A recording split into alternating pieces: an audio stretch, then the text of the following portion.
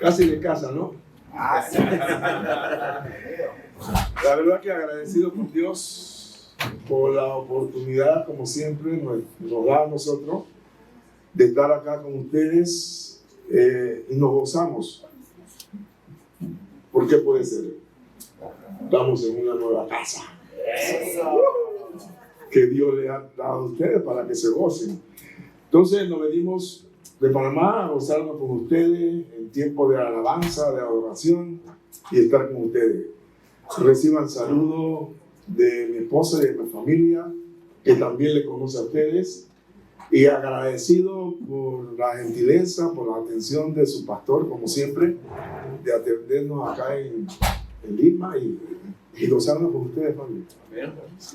Soy de esta casa, la verdad que me encanta. Yo una vez en Panamá, me encanta Perú, me encanta la gente de Perú. Yeah. O sea, son muy amables y atentos y siempre cordiales con uno. Y para mí eso, pues, es una cosa especial. Así que el Señor les siga bendiciendo y nos saludamos cuando terminamos. Bendiciones del cielo. Gracias, Dios te bendiga. Bueno, queridos, el día de hoy quiero que hablemos, o sea, yo he llamado a este mensaje oración incesante, porque más que una prédica el día de hoy les traigo una vez más un mensaje y una exhortación a la oración, a la intercesión, porque como anunciara semanas atrás, vamos a comenzar un plan de oración incesante en nuestra iglesia de martes a viernes, en 2 horarios, de 9 a 12 del día, 9 de la mañana a 12 del día, y de 2 a 5 de la tarde. Y estoy orando estos días, estaba haciendo una lista de gente a quienes estoy yo, como pastor y como humano, Fabio Padilla, ¿verdad? Diciendo fulano, fulana, sutano, sutanito, el otro, podrían ayudarnos aquí. Pero no quiero ser yo quien les diga a esas personas. Bueno, yo sé que tarde o temprano voy a tener que hacerlo. Pero me refiero, quisiera que el Señor toque el corazón de estas personas y estas personas digan, yo voy a tomar un turno de oración. Porque ¿cuál es el punto? Esto va a requerir compromiso. Esto no va a ser algo de que, ay, sí, yo quiero estar ahí un ratito. Ay, sí, no es un ratito, son 3 horas. ¿Cierto? Y la idea es que todo el mundo sepa que todos los turnos de oración van a estar cubiertos, de manera que cuando alguien quiera venir el miércoles en la tarde y la otra semana puede el martes por la mañana, pues vengan, porque va a haber alguien dirigiendo la oración. Va a haber alguien dirigiendo la oración. Y van a ser tiempos de intercesión. Obviamente, para toda la iglesia y para todos ustedes, no es que ustedes tengan que venir las 3 horas. No. Pero para el líder que se comprometa allí a ser líder de oración, sí. Y yo sé que no es fácil, porque entonces, y el trabajo, y lo que tengo que hacer, y que esto y que lo otro, claro, va a requerir pagar un precio. Va a requerir pagar un precio y dejar algunas cosas. Por eso yo no he hablado todavía con nadie, o como dirían algunos, con nadie. Yo no he hablado con nadie al respecto, sino estoy esperando, estoy orando y estamos organizando el tema. Pero el mensaje de hoy tiene que ver mucho con eso. Y pues he traído un video que quiero que veamos, porque esto tiene mucho que ver con el altar del incienso. El altar de incienso en el tabernáculo y posteriormente en el templo de Jerusalén. Constantemente estaba allí humeando y quemando incienso, lo cual era un olor fragante, ¿verdad? Pero eso tenía un simbolismo espiritual de oración e intercesión. Este video que vamos a mirar, y yo le pido el favor que preste mucha atención y que no se duerma, dura 10 minutos. Vamos a utilizar 10 minutos del mensaje de hoy para ver este video. Y luego quiero hacer algunos énfasis con algunos textos bíblicos, pero le digo, esto no es una prédica normal, ¿cierto? Pero en este video se explica el tabernáculo en pleno. Y recuerda que el tabernáculo fue la tienda de campaña, la casa que en su periplo por el desierto, Israel, Dios dirigió a Moisés para levantar este tabernáculo, y era allí donde se ofrecían los sacrificios y se oficiaban todas las ceremonias, y donde la presencia de Dios se manifestaba a todo Israel. Y había muchos utensilios, usted los va a ver ahí, una explicación bastante clara, bonita, pero presten especial atención al altar del incienso. Y después vamos a hacer, pues hemos preparado como un clip de esa sección, unos 20 segundos, 30 segundos del altar del incienso, para entender de qué se trata lo que quiero que hagamos con la oración incesante en nuestra iglesia Lima Temple. Entonces, vamos a ver el video y podemos bajar la luz también. Gracias. Según el libro del Génesis, en el principio, Dios creó los cielos y la tierra y puso a Adán y a Eva en el jardín de Edén, donde vivían en la presencia de Dios. Después de que Adán y Eva comieron del fruto prohibido, fueron expulsados del jardín. Sin embargo, esta separación no fue permanente, porque Dios el Padre enviaría a su Hijo unigénito para ser el Salvador del mundo y vencer las consecuencias del pecado y la muerte. Anticipando el gran sacrificio final del Salvador, Dios ordenó a los seguidores justos como Adán, Noé y sus familias que ofrecieran sacrificios. Finalmente, Dios hizo un convenio especial con un hombre justo llamado Abraham y su esposa Sara. Sus descendientes llegaron a ser conocidos como Israel. Después de que Moisés liberara a Israel de la esclavitud de los egipcios, la creciente familia de Israel renovó el convenio de Abraham, prometiendo ser el pueblo de Dios. Sin embargo, llenos de miedo y dispuestos a adorar ídolos, no estaban preparados para entrar en su presencia. Así que en su lugar confiaron en Moisés y en los sacerdotes que fueron llamados a tener comunión con Dios en su nombre. Para ayudar al pueblo de Israel a acercarse más a Él, Dios reveló su ley a Moisés con muchas instrucciones detalladas, incluyendo instrucciones para construir un santuario santo o tabernáculo, donde Dios pudiera morar entre ellos. En este tabernáculo, Israel, a través de los sacerdotes, participaría en sacrificios y rituales especiales. El detallado diseño del santuario y el simbolismo de los rituales realizados en el interior indicaban a Israel la llegada del Salvador, el Mesías, que los redimiría del pecado y de la muerte. Hagamos un recorrido por el tabernáculo para comprender mejor su simbolismo mesiánico. La evolución del tabernáculo simboliza el ascenso de la humanidad del mundo caído, regresando a la presencia de Dios. El tabernáculo está dividido en 3 zonas: el atrio, el lugar santo y el lugar santísimo. El atrio nos invita a salir de las preocupaciones de este mundo y entrar en un espacio enfocado en Dios. El lugar santo, iluminado con las lámparas de aceite, puede sugerir que nos acercamos a Dios a través de la luz del Espíritu Santo. El lugar santísimo representa el regreso a la presencia del Señor. Una mirada más detallada a cada espacio del tabernáculo revela más sobre el viaje simbólico hacia el cielo. Solo una entrada conduce al atrio. A través de esta hermosa y colorida puerta en el muro oriental, los israelitas comenzaban simbólicamente su ascenso hacia Dios. El Salvador enseñó durante su ministerio terrenal: «Yo soy la puerta. El que entre por esta puerta, que soy yo, será salvo». Entrando por la puerta al atrio del tabernáculo, llegamos al altar del sacrificio de bronce, donde los hombres y mujeres israelitas ofrecían sacrificios a Dios como una forma de mostrar devoción, expresar gratitud y buscar la reconciliación por las transgresiones. Todos estos sacrificios eran un símbolo y una sombra de Jesucristo, el primogénito, el Cordero de Dios sin mancha, inmolado por los pecados del mundo. A continuación llegamos a la fuente de bronce donde se realizaban los lavamientos rituales. Aquí, los hijos de Aarón se lavaban, eran ungidos y recibían su vestimenta sacerdotal antes de llegar a ser sacerdotes. Los sacerdotes también hacían aquí el ritual de lavamiento de manos y pies antes de realizar los sacrificios y entrar al lugar santo. el agua purificadora de la fuente puede evocarnos al Salvador, cuyas palabras y amor son el agua viva, con la que podemos ser lavados, purificados y saciados.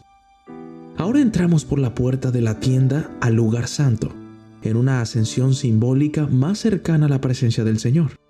A la derecha se encuentra la mesa de los panes de la proposición, donde se guardaban 12 panes que los sacerdotes comían cada día de reposo.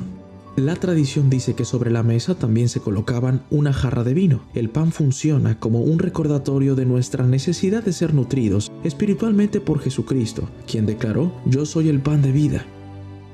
Juntos, el pan y el vino pueden ser un testimonio de la carne y la sangre de Cristo, como lo enseña la Santa Cena o la Comunión.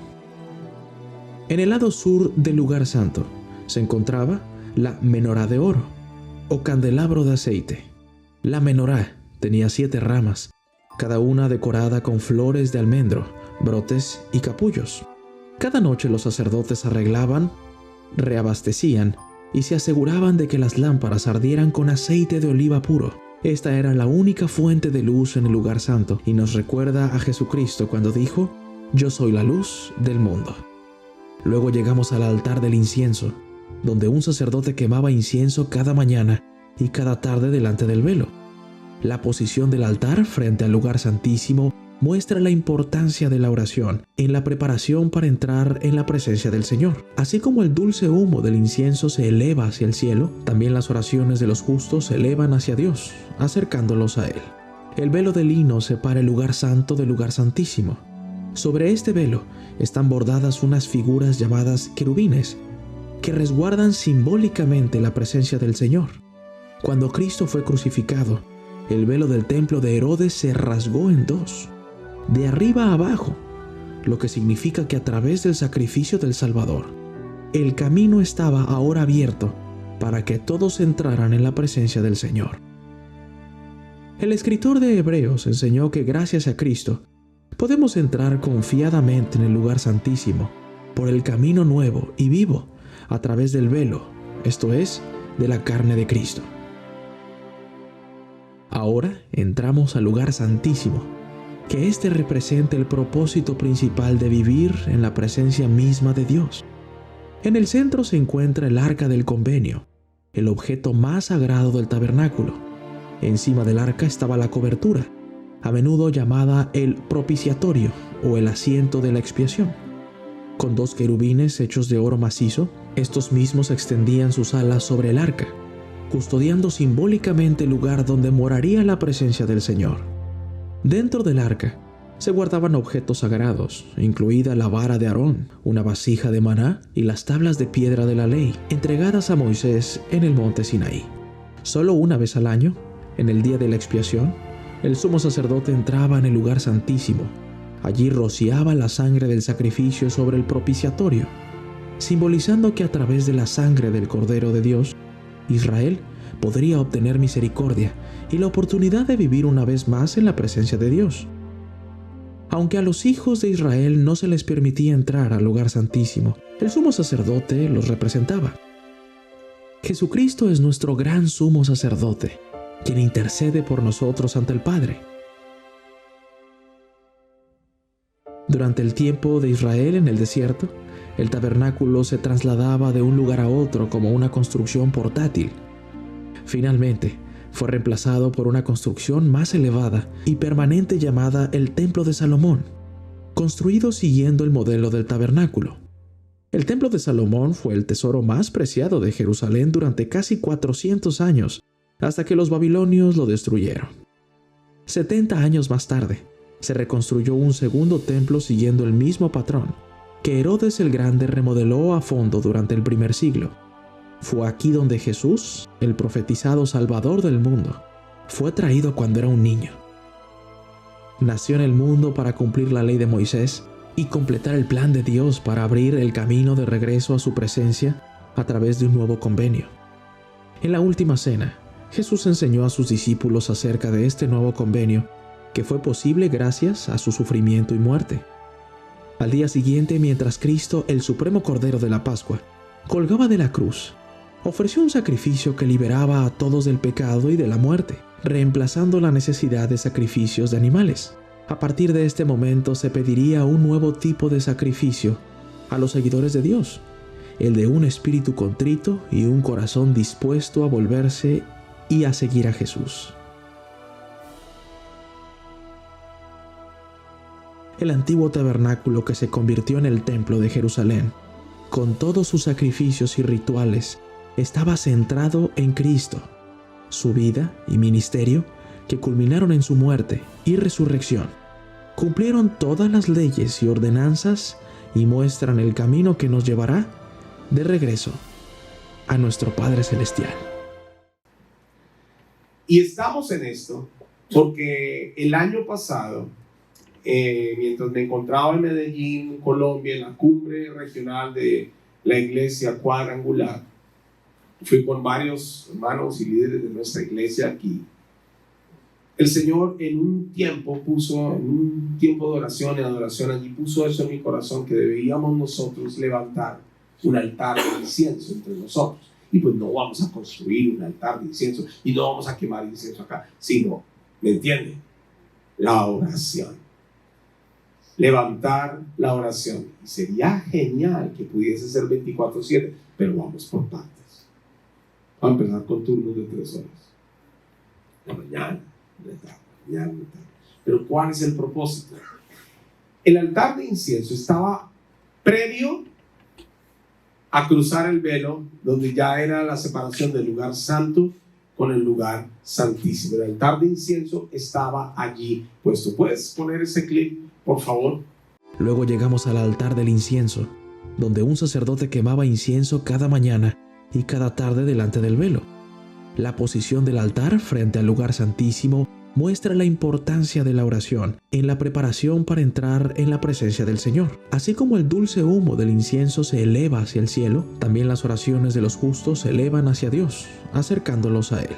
Este es el propósito del altar de incienso, es prepararnos para entrar en la presencia de Dios.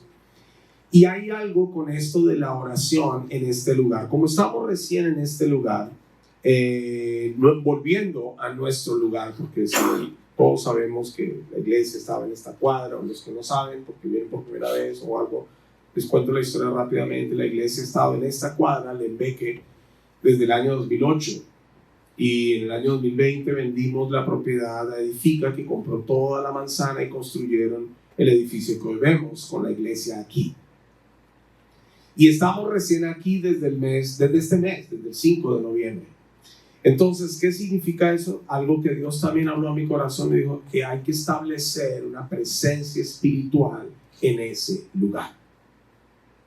Y así era como se establecía la presencia de Dios en el tabernáculo, en el pueblo de Israel en ese tiempo. Así era como se establecía. Con el incienso, con la oración, con los sacrificios y con todo lo que esto significó. Ojo. Ahora nos toca a nosotros establecer la presencia de Dios de una manera muy especial en este lugar. En este lugar. Y esa presencia espiritual es la que puede hacer la diferencia. Ya está bien. Es la que puede hacer la diferencia entre nosotros. Entonces, dice el Salmo 141, en el versículo 2. Acepta como incienso la oración que te ofrezco y mis manos levantadas como una ofrenda vespertina, dijo el salmista. Porque el salmista judío obviamente tenía esta figura muy clara en su mente. El incienso constantemente elevándose al Señor. Era su oración, decía, acepta mi oración como incienso y mis manos levantadas como una ofrenda vespertina. En Primera de Tesalonicenses capítulo 5, en el verso 17 y 18 dice, orar sin cesar y sean siempre agradecidos. Es un llamado, una invitación bíblica a orar en todo tiempo. En Primera de Timoteo capítulo 2, versículos 1 al 4, allí se nos exhorta a hacer oraciones, peticiones, ruegos y acciones de gracias por todos los hombres, pero especialmente por los reyes y los que están en eminencia, es decir, por las autoridades. Y allí nos dice en esos versículos que Dios no quiere que nadie se pierda, sino que todos procedan al arrepentimiento. Y dice el versículo 5, porque es que hay un solo Dios y un solo mediador entre Dios y los hombres, es Jesucristo. Lo que nos habla el tabernáculo, lo que hoy conocemos como el Evangelio, las buenas nuevas de salvación, Jesucristo es el único mediador. ¿Cómo hacer para que más personas sepan esta verdad? Porque el que trae la convicción de pecado y su necesidad de Dios es el Espíritu Santo, no nosotros. Yo te puedo explicar a ti el Evangelio y esto, y explicarte la Biblia y todo, pero tú tienes dos opciones: o me crees o no me crees, punto. Pero si el Espíritu de Dios te toca y te convence y te inquieta a creer el Evangelio, es distinto. Cuando yo te predique, entonces tú vas a estar muy receptivo y vas a decir: sí, yo quiero creer eso. Para que eso suceda, necesitamos mucha oración. ¿Me dejo entender? Como iglesia, necesitamos elevar el estándar de oración como congregación, porque queremos que muchos más sean salvos, como dice la Escritura, porque queremos que muchos más conozcan aquí al Señor. Y como dije alguna vez, vamos nuevamente a crecer y vamos a necesitar hacer un segundo servicio. Anoche pusimos aquí 161 sillas y tenemos unas cuantas vacías. Y eso que los niños están abajo. ¿Me dejo entender? O sea, el Señor empieza necesitamos orar. Y si hay que abrir un segundo servicio, pues lo abrimos. Y si hay que abrir un tercero, pues lo abrimos. No hay problema. Pero eso no va a suceder porque sí. ¿Queremos que suceda? Claro que sí. ¿Qué podemos hacer al respecto? Oremos. Y es en esa oración y en esta oración incesante que el Espíritu de Dios empezará a dirigirnos como iglesia. Hagan esto, hagan lo otro, abran este ministerio, cierren esto, hagan así, como siempre ha sido. ¿Me dejo entender? Pero de manera pero muy especial, porque yo sí creo que Dios quiere hacer algo entre nosotros y desde nosotros en este tiempo. Y como dijera el primer día, el 5, cuando inauguramos esta nueva casa, esta casa, este edificio, este local que Dios nos ha dado como iglesia, es una herramienta y es una oportunidad. Es una herramienta para hacer más lo que Dios quiere que como iglesia hagamos. Y es una oportunidad tremenda porque se pueden hacer muchas cosas en este auditorio, en los salones de abajo, en el auditorio del sótano. Tenemos unos ambientes muy apropiados para hacer muchas cosas. Pero ¿qué vamos a hacer? ¿Reuniones por reuniones? No. Lo que hagamos con este local tiene que ser estratégico, tiene que ser del Espíritu, tiene que ser guiado por Dios, no porque el pastor diga o porque a alguien se le ocurra, a alguno de los líderes, decir: ay, hagamos tal reunión y parémonos en la cabeza. O sea, no. Lo que vamos a hacer como iglesia ha de ser bien estratégico, ha de ser bien intencional, ha de ser bien espiritual. Para eso hay que orar. Y no solo hacer una oración por la iglesia, decir: ay, Señor, bendice a la iglesia, guía al pastor y a los líderes allá. Y amén. No. Intercesión. Hay una diferencia entre la oración y la intercesión. Muy simple. La oración es la que tú haces por los alimentos cuando vas a comer. Esa es la oración. Señor, te doy gracias por el día. Espero que oren, ¿no? Espero que le den gracias a Dios por la comida y no solo por la que está rica. ¿Cierto? No, uno ora y dice: Señor, gracias por los alimentos que nos has dado. Y amén. Esa es una oración. No es una intercesión. O sea, tú oras una vez y ya. No es una intercesión de que vuelves a orar con la papa en la boca. No. Tú oras y amén, y listo. Pero, ¿qué pasa si te falta comida? ¿Y qué pasa si no tienes el dinero para comprarla? ¿Y qué pasa si pasas un momento de vacas flacas o raquíticas? Ahí no vas a orar. Ahí vas a interceder. Vas a rogar al Señor y estar orando. Entonces, esa es una pequeña primera diferencia entre orar e interceder. Segunda, y tal vez, y no menos importante, pero tal vez bastante particular, es que la intercesión, precisamente se llama intercesión porque no es orar por ti, es orar por otros, es orar en favor de otros. Y eso es lo que necesitamos hacer. ¿Tú puedes orar por tus temas? Claro. ¿Y el Señor te escucha? Claro que sí. Pero este llamado de la oración incesante es para la intercesión. Estos espacios que abriremos en las próximas semanas y esta convocatoria que estamos haciendo y que toda la iglesia esté apercibida de en qué plan espiritual estamos, lo vamos a hacer es en favor de otros, orar por otros, orar por todas las familias que viven en este complejo de edificios, orar por nuevas oportunidades como iglesia, orar por sabiduría y ministerio para la iglesia. En fin, vamos a tener toda una lista de oración allí, pero es con este propósito, no es otro, es con este propósito, en favor de otros. Y es un fuego, una oración, un incienso que va a estar humeante y que no se debe apagar y que debe ser constante y que debe ser, ¿cómo se dice? Sincero, genuino, intencional, un tiempo anhelado, un tiempo de verdad muy, muy especial. Eso ha de ser. Finalmente, quiero leerles dos textos en el libro de Apocalipsis.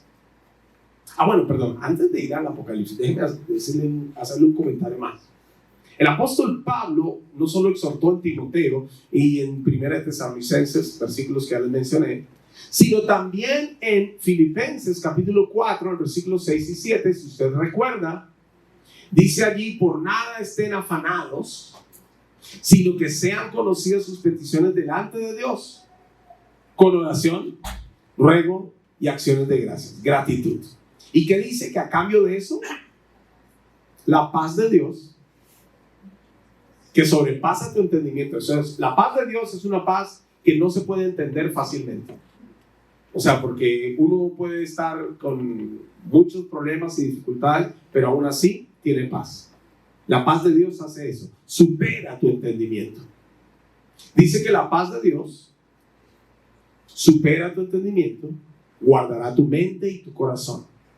Y este es el resultado de orar, dar gracias. En lugar de estar todo estresado y preocupado por muchas cosas, vamos a orar. Entonces, ese principio que enseña el apóstol Pablo en Filipenses aplica para tu vida personal, pero aplica también para la intercesión por otros. En lugar de afanarnos por tantos temas, ¿hay algo que nos afana en esta vida, en este tiempo? Oiga, yo tengo un montón de cosas que me afanan. Si quiero, le doy paso a algunas para que nos afanemos juntos. O sea, yo tengo un montón de situaciones que me retan, me desafían, me exigen y digo, yo no tengo solución, Señor. Y a veces me preocupan demasiado y digo, wow, ¿qué me queda? Bueno. Por eso no es una respuesta simplista cuando alguien dice, ay, pero pastor, ¿y qué vamos a hacer con eso? Y nosotros digo, oremos. Ay, yo sé, oremos, pero dígame algo. ¿Qué quieres que te diga? Porque a veces sí tengo algo que decirte, pero otra vez no tengo nada que decirte, solamente oremos. Es que la oración hace la diferencia, porque puede traer paz, porque puede traer enfoque. Y cuando tú tienes paz, pues tienes claridad de pensamiento y de decisión. No lo pierdas de vista, no lo pierdas de vista. En Apocalipsis, ahora sí para terminar, por favor, no quiero extender mucho más. Libro de Apocalipsis, en el capítulo 5, y luego en el capítulo 8. Capítulo 5, versículo 8. Dice el texto: y cuando tomó el rollo, los 4 seres vivientes y los 24 ancianos se postraron delante del Cordero. Cada uno tenía un arpa, y llevaba copas de oro llenas de incienso, que son las oraciones del pueblo de Dios. Interesante que hasta en el Apocalipsis aparece la misma simbología. En el capítulo 8, en el versículo 3, entonces vino otro ángel con un recipiente de oro para quemar incienso y se paró ante el altar. Se le dio una gran cantidad de incienso para mezclarlo con las oraciones del pueblo de Dios, como una ofrenda sobre el altar de oro delante del trono. El apóstol Juan, teniendo la visión del Apocalipsis, y por eso escribió este libro también conocido como Revelación, plasma estos dos versículos, entre muchos otros asuntos que plasma allí, acerca de la oración mezclada con incienso, porque eso subía y era un olor grato. Y eso también significa algo, es que Dios no se cansa de ti. Él sí se complace cuando tú le buscas, cuando tú oras, cuando tú acudes a Él. Para Él, según lo que nos enseña la Biblia en estos y otros pasajes en cuanto al altar del incienso, que tú ores, que tú clames, que tú intercedas, es un olor grato. No es algo que aquí ya Willy empezó a orar.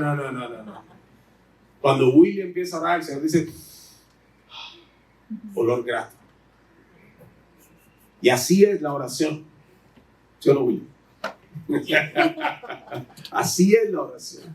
Y entonces, iglesia, abracemos esta idea, porque no es mi idea.